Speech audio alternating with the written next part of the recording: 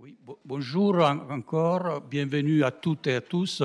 Je donne la parole à notre directeur Jérôme Gauze qui va accueillir ces travaux de cette demi-journée. Merci. Merci à vous pour la présentation. Alors, je suis très heureux de vous accueillir d'abord au sein de l'école, ensuite à travers la chaire, donc sur un sujet qui m'est particulièrement cher, sans jeu de mots. Et donc, je voudrais remercier d'abord, en fait, bien évidemment, l'ensemble de nos partenaires qui accompagnent ce projet.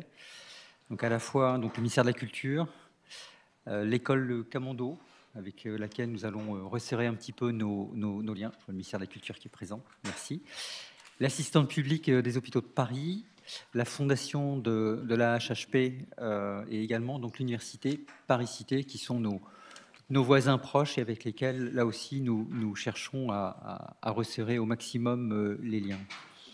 Alors, pourquoi c'est important, en fait, que cette chaire se développe au sein de l'école et pourquoi c'est important que nous ayons votre soutien? Parce que le sujet de la santé, c'est aussi, finalement, la question de comment allons-nous exercer nos métiers, comment allons-nous continuer à exercer nos métiers demain, avec cette question un petit peu lancinante qu'on entend sur les territoires et qu'on entend aussi d'ailleurs au sein de l'école, construire, produire, travailler sur la matière qui est déjà là, c'est quand même aussi continuer finalement à abîmer encore un peu les territoires. Et donc, comment fait-on? Comment se positionne-t-on? Et finalement, réfléchir sur santé et architecture, c'est aussi commencer à apporter des éléments de réponse à cette question. Comment allons-nous continuer à exercer nos métiers? Comment allons-nous continuer à finalement soigner et penser les territoires? Donc, penser PAN-SER, en fait, hein. Donc, et puis, comme on est dans une école d'architecture et en milieu universitaire, pensez PEN-SER. On a besoin de vous pour évidemment continuer ces travaux. Voilà, je n'en dirai pas plus parce que je ne suis pas sachant sur le sujet, mais je suis très heureux de vous accueillir. Bons travaux, réfléchissez fort, réfléchissez vite, on a besoin de vous. Merci. Merci, merci Jérôme. Je dis simplement un mot. Le soutien depuis 2019 indéfectable de l'école de Paris-Val de Seine, c'est une des clés de la réussite de la chaire. Ça a été un soutien plein et nous, au directeur, on s'est rencontrés. Nous sommes ravis de cette hospitalité, mais aussi de l'appui pédagogique, scientifique, institutionnel de l'école. Merci encore. Et je donne la parole à Dimitri Toubanos, directeur du laboratoire EFCO de l'école de Paris-Val de Seine. Merci.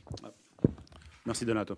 Donc, est-ce que lui marche bien? De là, vous m'entendez ou pas? En réalité, on n'en a pas vraiment besoin pour vous, nous, dans la salle, mais je pense que pour l'enregistrement, on en a besoin. Mais en tout cas, est-ce que vous m'entendez? Super. Donc, tu veux que je fasse avec ça? Allez. C'est mieux. Donc, bonjour à toutes et à tous. Donc, pour ma part, je suis Dimitri Toubanos. J'ai plusieurs casquettes, mais je suis là en tant que co-directeur d'un des deux laboratoires de l'école qui s'appelle l'EFCO, qui est un laboratoire de recherche qui, pour ceux qui ne le connaissent pas, s'intéresse historiquement au sujet du numérique et qui a essayé de faire une ouverture pluridisciplinaire et interdisciplinaire à partir des années 2000-2010, notamment avec l'arrivée d'illustres personnages dans notre établissement et dans ce laboratoire, dont Donato Severo qui est là, en s'ouvrant entre autres aux thématiques des écologies systémiques, aux thématiques en fait des transitions au sens global, en ouvrant du coup la thématique de l'histoire et des modèles architecturaux, et en s'intéressant de manière globale à la question des écologies. C'est une réorientation qu'on a donnée. Moi, je suis co-directeur de ce laboratoire depuis 2022, et on essaie de poser la question des écologies au pluriel pour faire de ce laboratoire un des laboratoires de recherche qui traite de cette thématique à l'échelle nationale. Quand on parle d'écologie, on ne peut pas ne pas parler de santé et de soins. Et donc, dans ce laboratoire, il y a un axe de recherche qui a été créé par Donato Severo sur la santé et les vulnérabilités, un axe qui s'appelle du coup ASV. Et en lien avec cet axe ASV, s'est posé assez rapidement la question de créer une chaire partenariale.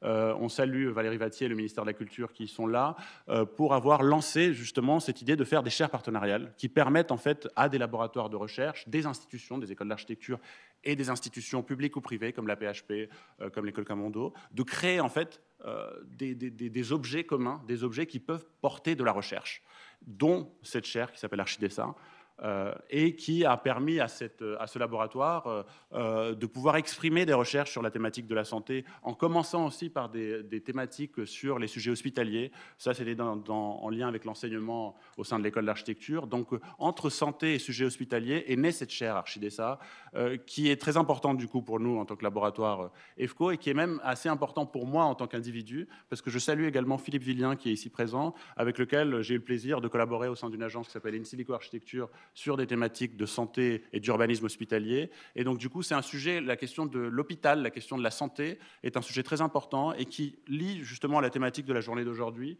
parce qu'on va parler de réseau et d'infrastructure.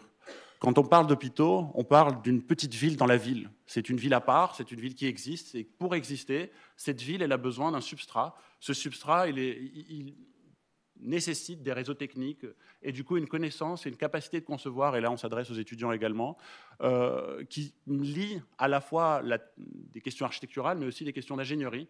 Donc quand on parle d'hôpitaux et de santé, on parle d'interdisciplinarité. Et je conclurai là-dessus parce que pour nous en tant que laboratoire EFCO, la thématique de la question de l'interdisciplinarité est centrale, parce qu'on est un laboratoire d'architecture, certes, mais on est un laboratoire d'architecture qui s'intéresse à l'architecture, à l'urbanisme, à l'histoire, à la sociologie, à la géographie, et qui essayons, à travers le mariage de ces disciplines, de traiter des sujets centraux comme les sujets hospitaliers. Donc bienvenue à ces journées, c'est les 9e journées, c'est le 9e séminaire Archidesa. La chaire Archidesa est une chaire qui porte énormément de sujets pour notre laboratoire, on est très contents, et on lui souhaite bonne continuation. Donc merci à vous.